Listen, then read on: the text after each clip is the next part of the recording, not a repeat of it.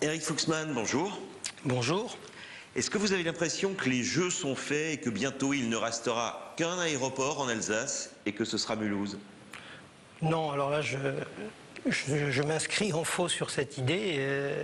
D'abord parce que l'aéroport de Strasbourg est un véritable outil d'aménagement du territoire pour Strasbourg et sa région. Et donc je ne vois pas comment on pourrait le substituer, comment Mulhouse pourrait se substituer à Ensheim, notamment pour les relations moyens et court courrier. Aller prendre l'avion à Mulhouse pour aller à Toulouse, c'est un peu ubuesque. Donc pour moi, il y a bien deux plateformes et eu égard le statut de Strasbourg, je ne vois pas comment elle pourrait se passer d'un aéroport qui lui permet de rayonner dans le monde entier. Alors quand le maire de Strasbourg même, Roland Ries, s'engage encore cette semaine à fond pour un TGV vers Francfort et que tout le monde parle du nouveau TGV Rhin-Rhône qui mettra Lyon seulement, entre guillemets, à 3h45 de Strasbourg, vous vous sentez attaqué? Écoutez, le TGV constitue dans l'Est et partout une réelle menace pour notre trafic. Alors pour la première partie de votre question, celle du TGV vers Francfort, je dirais qu'aujourd'hui, à Ensheim, nous desservons donc 11 destinations, dont 2 plateformes de correspondance que sont Charles de Gaulle et Amsterdam. Par lesquels ont transité au départ d'eux et vers notre région cette année près de 150 000 passagers. C'est-à-dire que ça représente 15% du trafic d'Ensheim. Il est évident que si demain il y a un TGV qui relie Strasbourg à l'aéroport de Francfort, ça va probablement tuer ce trafic. Et le tuant, ça va probablement nous amener à fermer un certain nombre de lignes et en priorité celle-là.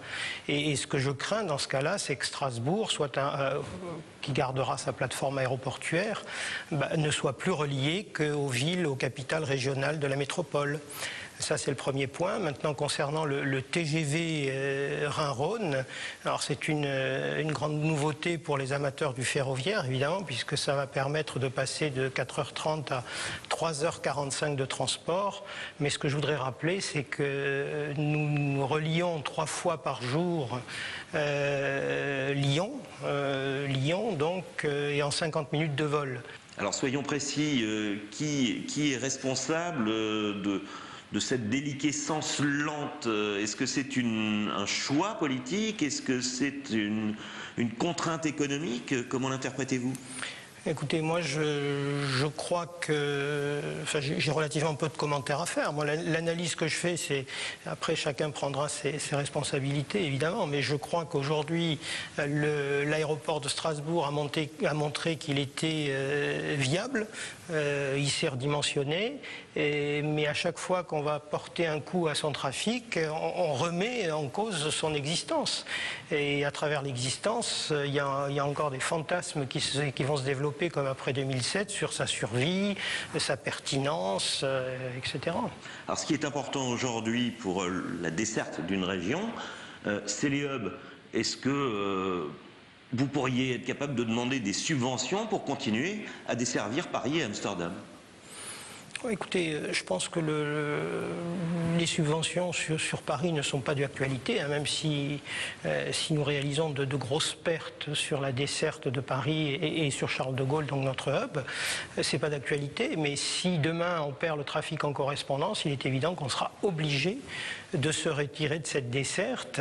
Et même avec l'accélération de la ligne à grande vitesse Est en 2016, l'offre via un TGV Strasbourg-Paris, Charles de Gaulle, ne sera pas compétitive en termes de temps d'acheminement par rapport à celle de Francfort. Ça, c'est une évidence. Donc ça, c'est une réalité à laquelle on devra faire face et on se dimensionnera en fonction des décisions des uns et des autres.